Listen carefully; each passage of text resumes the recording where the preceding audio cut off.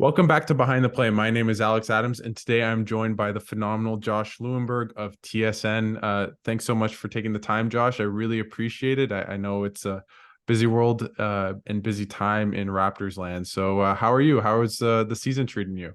Things are good. I mean, I can't believe we're already like 16 games in. Yeah, it's flying by. It still kind of feels like there's a lot of newness here, obviously because of the new coaching staff and the new system. So maybe in that sense, it seems like it's still the start of the season when in reality we're 15, 16 games in, but it's flying by as these seasons tend to do.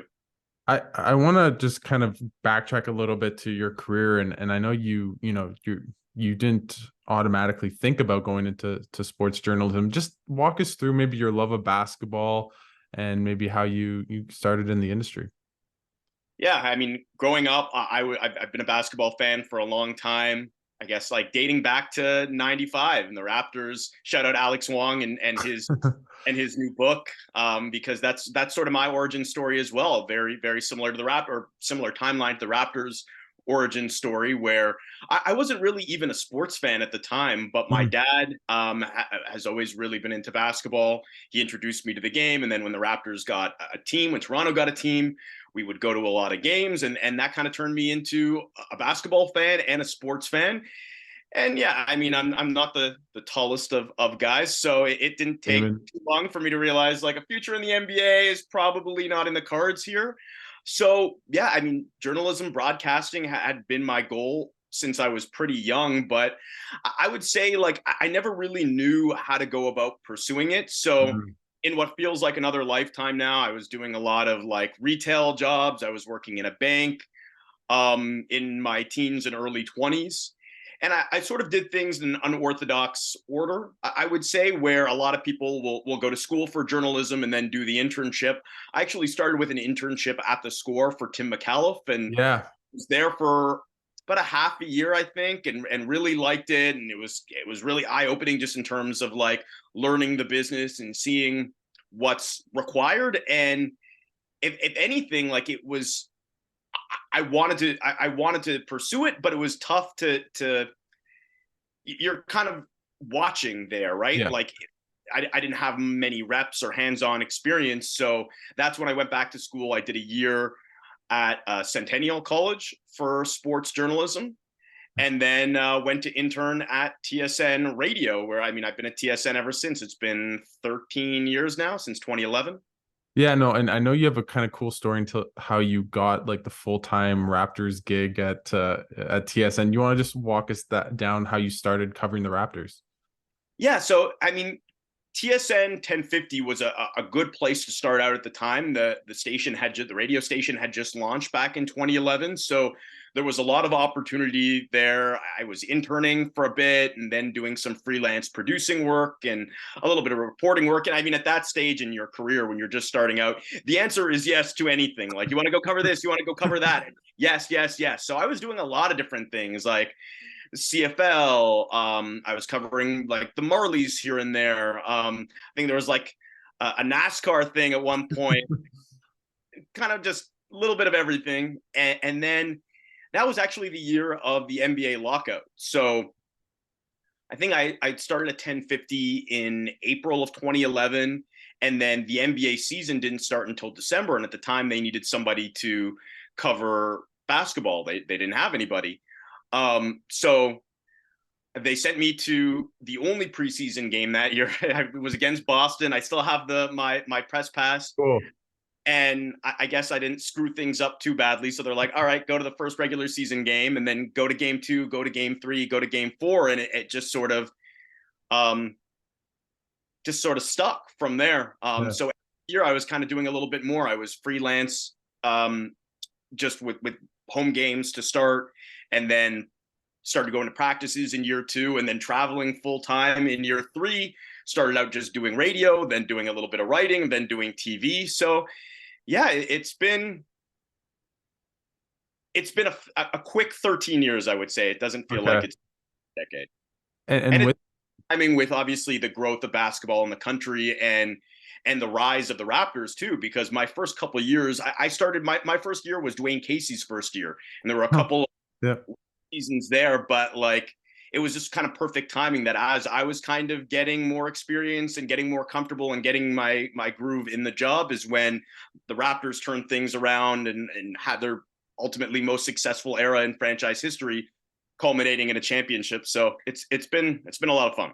And I know you said you've kind of, through your 13 years now at TSN, you've kind of done everything, as you mentioned, radio, writing, obviously TV. What do you think was maybe one of the bigger challenges covering basketball for you, from all the different kind of perspectives or different kinds of, I guess, forums of covering the team? I mean, they're all challenging in their own way, right? Like, I think when I first got into it, when I went to school at Centennial, my initial goal was TV. And obviously, starting out in the industry, starting out anywhere in the industry, especially in Toronto in this market, is very, very tough. But starting out in TV, it is especially tough. So it just sort of just happened that, as I said, like I was doing a lot of podcasting when I was in school, and that really got me into radio, which eventually led me to TSN radio. And TV was just something that came up like eventually, right? Like with experience, with time at TSN, eventually I got that opportunity. But I mean, TV is tough. Like it's a lot tougher, I think, than maybe I would have thought initially. And even from doing all these other things like radio and writing, if anything, like when you're on radio, you've got whatever it is, 16 minutes, or even podcasting a form like this, you've got a lot of time to talk.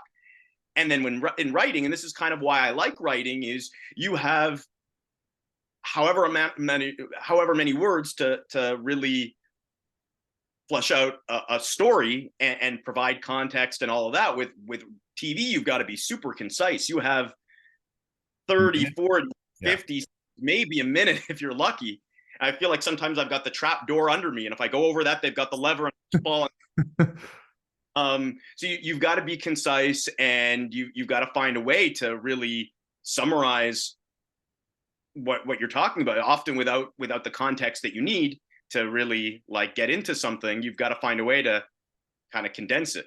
Yeah, and what's funny is I remember showing up to training camp this summer, and I saw you outside with the truck, doing your TV hits and preparing and everything. But what do you think are, you alluded to how difficult it is to make it condensed, but maybe go a bit deeper and maybe dive into the process of TV, not just obviously the 50 seconds that's on the air, but what you do behind the scenes to make a good TV hit.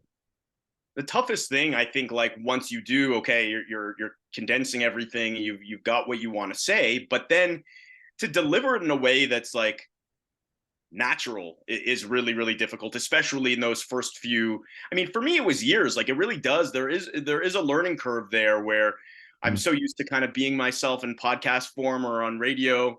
But then you get in front of a camera, and all of that just takes some like relearning almost. And especially at first too, is like they really want you to like write out your scripts, like actually physically write stuff out, which is helpful early on because you want to have I mean, obviously they want to have an idea of what you're going to say, but you want to have an idea of what you're going to say, because once those lights turn on, whatever you've kind of gone through in your head, oftentimes you're like all over the over the place. But the problem with writing out those scripts is like you're so robotic. You're reading it. It almost looks teleprompter when in reality you're just reading stuff through your head. So that, I think, for me was the biggest learning curve, is like, and eventually you with more experience, like I don't write scripts anymore. I do go into it with an idea again of kind of like where I want to go and the big points that I want to hit.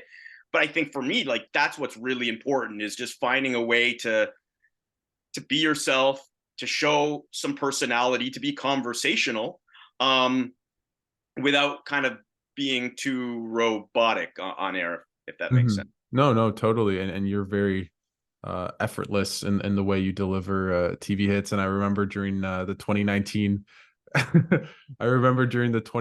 championship, just watching you the whole way. What was that like for you to cover the team that obviously won the championship? And I guess I talked to some other reporters, and they said they didn't like that it was so long. It felt like 2 seasons instead of 1 season. Yeah, I don't know how like the Warriors beat writers do it every year where they're going deep into the playoffs, into the finals every season, because it really did. It seemed like a long run. And by the end of it, yeah, you're just like you're so tired. There's a lot of travel going on and a lot of games, but I always say, like, if you're going to go that deep into the playoffs, you want to make it worth it, right? Like, you don't want to go. It would be maddening covering a team like the Sixers where you're still going deep. Like, it's not like their seasons are ending early, but then for what? You're losing in the second round. Like, if not to take a shot at the 76ers, Yeah. Well, you did. um, but if you're going to go that deep into the playoffs, make sure that it's worth it. And the great thing about that year is, like, we never really knew. Like, we didn't know what the ceiling was for that team, really. Like, it felt like a few times, obviously against Philadelphia, and then definitely 0-2 down 0-2 to Milwaukee. It felt like things were probably coming to an end, and then what happens with Kawhi from there. So just like how things developed in some ways unexpectedly, ultimately leading to the championship. And that was, it was so surreal. Like, as a fan, a longtime fan, growing up of the game, not only just like being around the Raptors for a really long time, but also just like being a basketball fan in Canada. And it's funny, like, because the last time that we did this, last time we spoke was the Canada basketball run during the summer. And just like seeing how far the game has come and what it was like being a fan of basketball when I was a kid, where like you really were like, you were the minority in this country. Like, you just, like, anywhere you went, and you just hockey this, hockey that, Leafs this, that. So to see how far basketball has come, and then to ultimately be there for that moment in Oakland, yeah, it was surreal. I've never experienced anything like that. Is there some, like, you talked about being in Oakland? Was there one memory that sticks out? Like, I'm sure everyone's thinking Kawhi shot, but maybe just something specific to you that you'll always remember about that team and that run.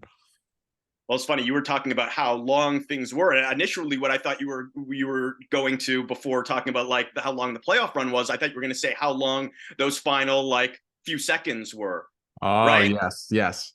Yeah. Remember that? I remember thinking, like, we knew they had won the championship, or they were about to win the championship, but then there were all those fouls and the free throws, and that kind of dragged out a little bit. But if anything, like, I remember just sitting there in my seat and like using that time to kind of process what was happening, because it really did take something like, am I dreaming this? Is this real?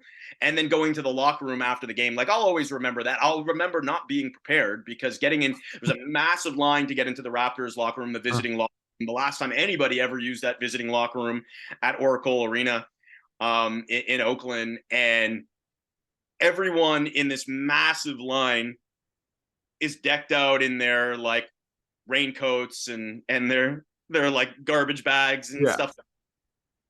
And I couldn't believe it. I'm like, I knew that this was a possibility. Obviously, this is an elimination game. The Raptors could win the championship tonight. I was not prepared for that. I was wearing a very nice, very expensive suit, which is no longer in the rotation. That has I was gonna ask that. It's up for memorabilia. Like, it's a game worn Game 6 suit right there from Josh Lewenberg. Champagne out of that suit, or the shoes for that matter. Oh my God. Wow. That must have been a wet walk home, for sure. I just want to now transition as best I can to the team that you cover day in and day out. And you've talked about how it's kind of been a up and down season. Like, what have you made of the season so far? It doesn't make sense that they're close to 500. Are they underperforming? Are they overachieving? What do you make of their season so far? I mean, my expectation going in was a little bit higher than I think what most people were expecting. Certainly what Vegas was expecting. Like, I was always kind of surprised by this 36.5 over under for the win total.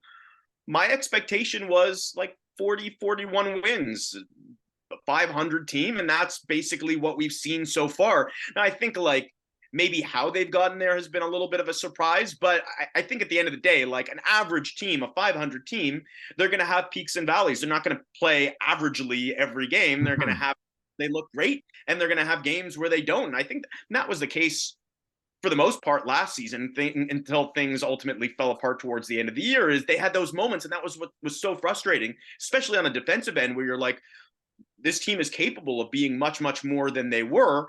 But for the average teams, I mean, historically, I think the biggest issue with average teams is they're not able to sustain those really positive, really encouraging moments that they have.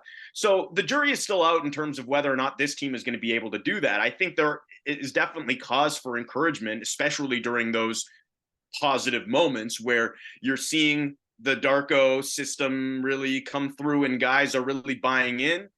The fact that they're moving the ball more this year and the offense is looking a little bit more fluid, especially recently, because they did get off to a tough start offensively, but the offense has looked better recently. The defense, while also not consistent, has looked better. So, yeah, I mean, the hope, I think, internally is that once guys kind of really figure out the system and Darko kind of has a better idea of what the rotation is going to look like, that maybe those encouraging moments become more frequent.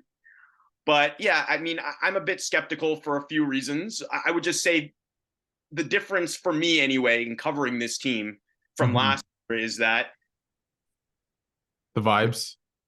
These guys seem to like each other. Now, for now, I mean, we'll see what happens if and when there's a losing streak, if they go on the road and have a tough trip or whatever it is. But they all seem to really like playing for Darko. They bought into the system. Guys seem to like each other. And I mean, I think theoretically that should make a difference, right? Like, chemistry is a big deal on and off the court. And last year it was a bit of a disaster for whatever reason, and probably multiple reasons. So I think they've got that. Now it's just a matter of finding some semblance of consistency in order to reach whatever this team's ceiling is. I'm still not sure what it is, but I think it's better than a 500 team if they can somehow figure it out. How encouraging is just the play of Scottie Barnes? Like, he's been so effective so far, and obviously that might change the outlook of this team in terms of their ceiling, and can they be a 45-win team if he continues to play this way and they iron out some things. But why do you think he's been so much more effective this year than he was last year, where he kind of seemed to maybe regress a little bit? I just think, I mean, I wasn't surprised by what happened last year. I think, and historically you see that a lot with really good young players who get off to a really quick start in the NBA, is like there's always going to be that kind of learning curve, and it's going to hit eventually. And I think the sophomore slump is something that you see pretty regularly. I just think like things went so smoothly for him in year one. He could do no wrong, and probably a lot of the coverage, not just locally here in Toronto, but around the league, reflected that as well. So maybe that got to his head a little bit going into his second year, and maybe he got a little bit too confident. And needed to be humbled a little bit. And I think that's what happened last year. And honestly, I think it was a really good thing for him. I think it was probably the best thing for him. And he learned a thing or two from last season. And the great players do, right? Like, the great players will have those moments, but they'll learn from those moments. And I think more than anything else, just from listening to him, especially going into the season, the thing that he took away from it more than anything else was preparation, like what he needs to do going into a season in order to be prepared and in order to be great. And one of the things that he talked a lot about was conditioning. It was funny. Last year, one of the things that was so frustrating, kind of not unlike the team itself, is he would have those moments. He would have encouraging moments. A lot of them would come late in the game. A lot of them would come in the fourth quarter, but it's like, well, why isn't he doing it over the course of a full game? And as it turns out, it sounds like the reason why he wasn't doing it is because he physically wasn't able to do it. And it's tough. I mean, especially for a guy that plays the way that he does, as hard as he does. So he talked about really working on his conditioning level over the offseason, taking care of his body differently, getting stronger, and really just making sure that he's able to take over games and put his stamp on games earlier and sustain them longer, being able to do it over the course of 48 minutes, over the course of an 82-game season.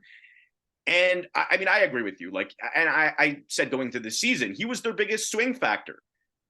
They go as he goes, not just this, but probably beyond as well, right? So yeah, for him to, if he's able to now sustain this for the season, if he's able to become this all-star player that I think a lot of people expected him to be, and that he's looked like for most of this first part of the season, that really changes the trajectory of this team. This is a pretty similar roster to the one from last year, minus, of course, Fred VanVleet. And there aren't that many young players on the team. Like, it's the seventh oldest team, I think, in the league. And yeah, a lot of that is weighed up because of the guys at the end of the bench. Yeah. But that's right. Like, a lot of the time, the guys at the end of the bench are like, that's where you want young players that have a high ceiling, that can be your like development pieces that maybe one day can grow into rotation players. And the Raptors, and there's an argument for this as well, obviously, and there's a reason why they did it, but the Raptors have decided instead to use those spots on the vets, Thad and Garrett Temple. But what that means basically is, like, if this team is going to take the next step without making any major additions over the offseason, we'll see if they do it this season. But for now, it's got to be through internal growth. And if it's going to be internal growth, it's got to be Scottie. Yeah. Yeah. And on to that, obviously, you kind of alluded to the fact that Siakam and OG and even Gary Trent, but mostly those two all are free agents. The lineups with Siakam, OG, and Scottie have been really, really good this year. But what do you think happens there just with those two players, and specifically in OG and Siakam? How likely are they going to stay with this team? Do you have any intel? Just what do you think happens there? I mean, if you're the Raptors, like, that's what you're spending these next few months doing, is trying to read those two. And first of all, you have to try to read the players in the market. You have to decide, like, how feasible is this? How feasible is it to bring them back? Second of all, you have to decide whether or not you even want to do it, right? Because there's a challenge there in and of itself, is like, if you're bringing all of these guys back, you're re-signing Siakam to what it's going to cost to re-sign Siakam, OG Anunoby. Then, yeah, I mean, Gary Trent Jr., Precious Achiuwa. At some point in the near future, they're going to have to they're obviously going to extend Scottie. But there's going to be a significant cost to doing that as well. Yep. So bringing all these guys back, you're probably going deep into the luxury tax for a team that, as we've talked about right now, is average.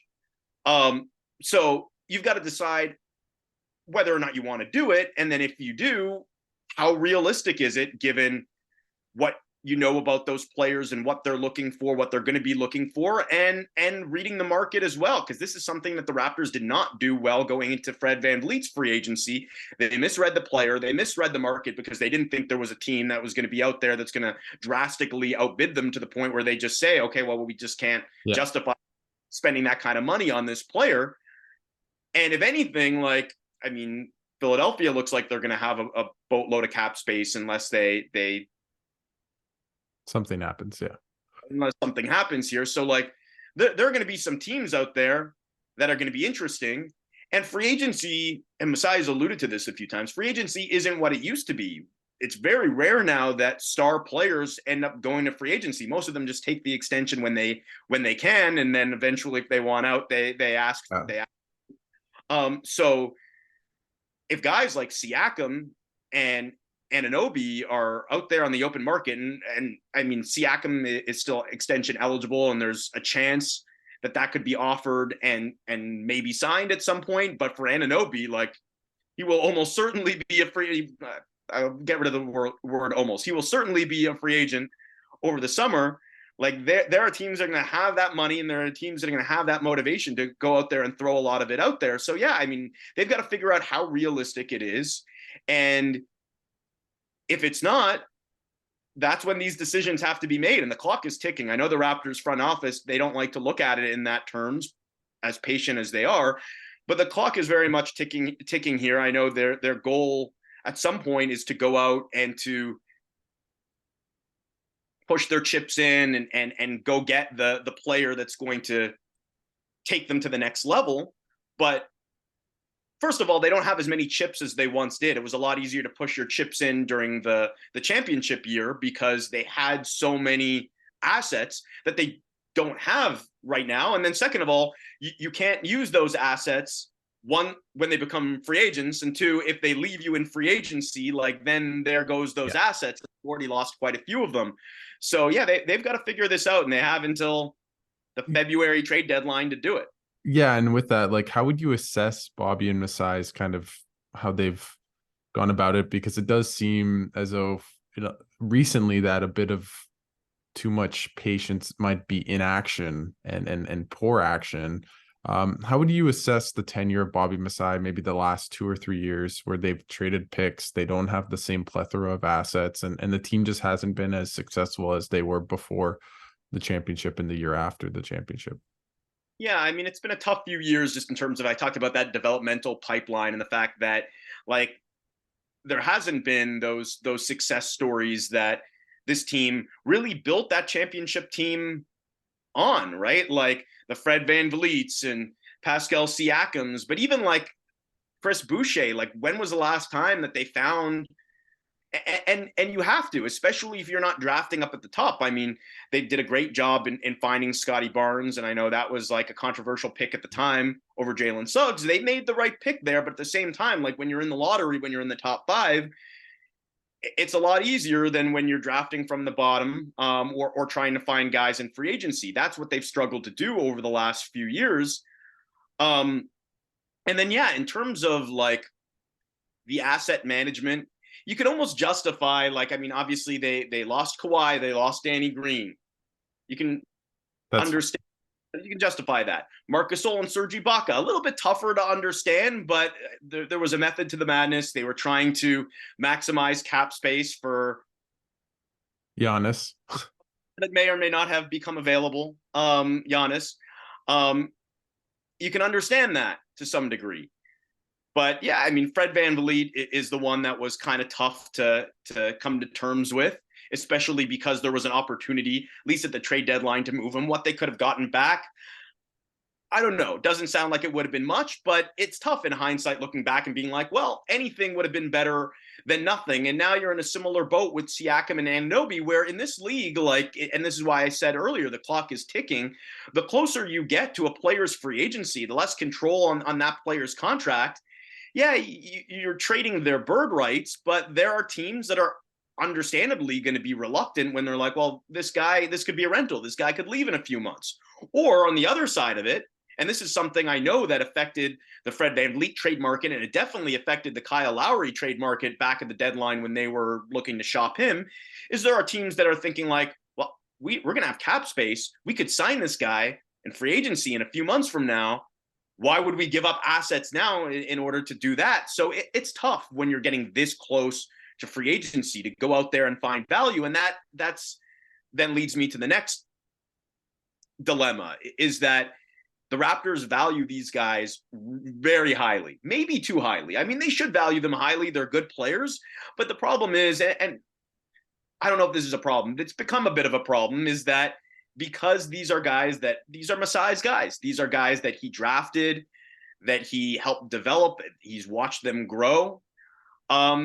It's, I think, been difficult for him to move on in the same way that it's different than coming in and trading Rudy Gay in his season here, right? Like, so I think that the asking price has been really, really high.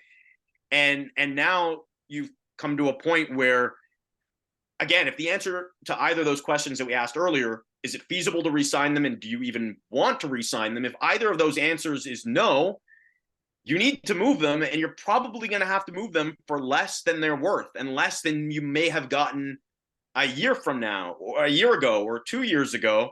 I think that's been tough for them to come to terms with.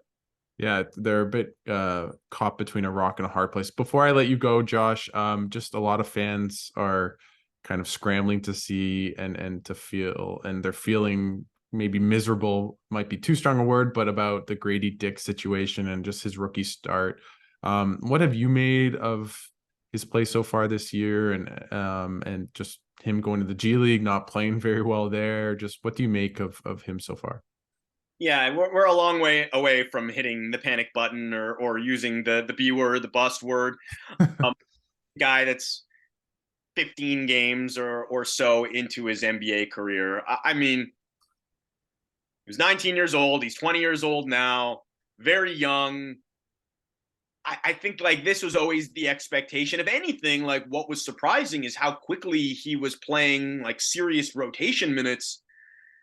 I mean, I think people were a little bit surprised in training camp when it sounded like he wasn't going to be in the rotation, but eventually, like that became the reality. Is like we went into the season thinking, all right, well, we're probably not going to see very much of Gradey Dick, and probably just because of the glaring need for shooting on this roster, he kind of forced his way into the rotation, and he was getting big minutes, and he wasn't shooting the ball well. And I think, like, especially as a young player, really for any shooter, but especially for a young player, that gets in your head a little bit. We were talking about this off air before with shooters. Is so much of it is like there's the actual mechanics of it all, but there's also the mental side of it, and making sure that you're consistent with your mechanics and your form.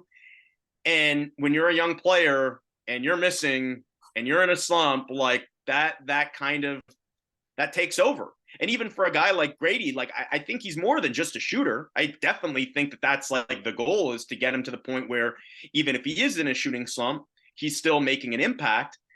But I think just because that's like such a big part of his game right now, it's maybe affecting other areas on both ends of the floor. So, I mean, I'm not worried. I like what the Raptors are doing and sending him to the G League, trying to get him some lower leverage reps and minutes while he works this thing out. And yeah, not unlike Scottie Barnes, who obviously like it was a different early career trajectory, but at some point it's inevitable. You're going to hit the bump in the road. In this case, he's hit it a little bit earlier than Scottie did. And now it's just a question of like, what are you going to do with it?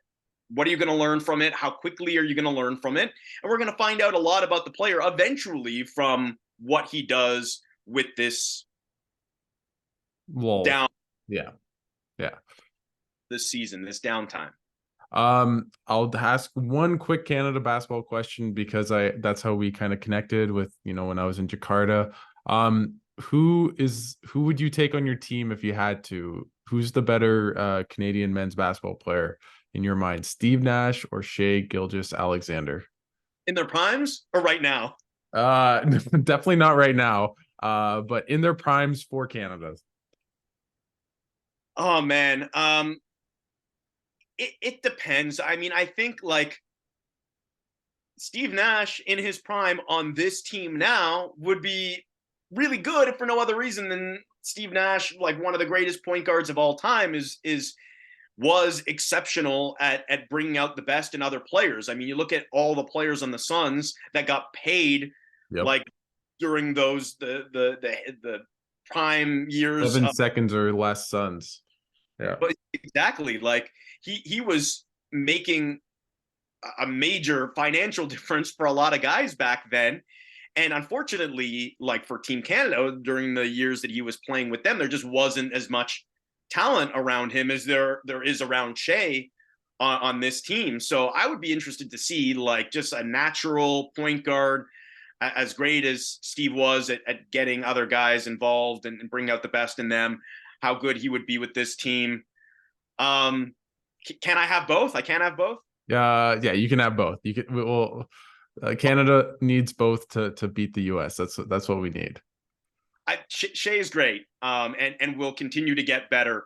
But let's not forget how great a two-time MVP, and one of the greatest point guards of all time, Steve Nash was. So I'll take Steve Nash in his prime. I always think about Steve Nash playing in today's NBA and just raining down terror from three. Like it'd be like Steph with Trae Young almost. It'd be. Yeah. Yeah. Well, I want to give you the floor. Josh, thanks so much again for doing this. Anything you want to plug for TSN and anything coming up that people should keep their eyes and ears open for?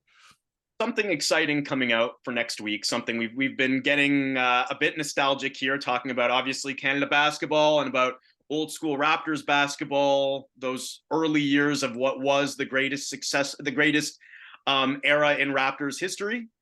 So I have something that's a little bit nostalgic coming out next week. Cool. I don't want to give away too much now, but I know, like personally speaking, this is one of the things that I've been looking forward to writing for a really long time. And as I'm kind of nearing the end of this interview and writing process for this piece. It's something that I like. It's as excited as I've been about anything that I've worked on in a really long time. So, well, if Josh Lewenberg's very excited about something, I know I am. So I'm very much looking forward to taking a look at whatever it is. And thanks again for doing this, Josh. Anytime, Alex. My pleasure. If you like this, please like, subscribe, rate, and review wherever you get your podcasts. And thanks so much for listening to Behind the Play.